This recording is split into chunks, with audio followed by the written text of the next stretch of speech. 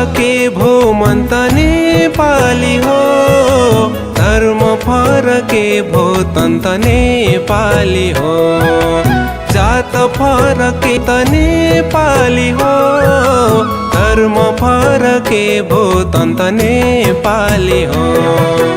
पूर्व होस् या पश्चिम सबै नेपाल हो, पूर्व होस् या पश्चिम सबै नेपाल हो, सबै नेपाल हो। जात फरके भो मन त नेपाली हो, धर्म फरके भो तन त नेपाली हो।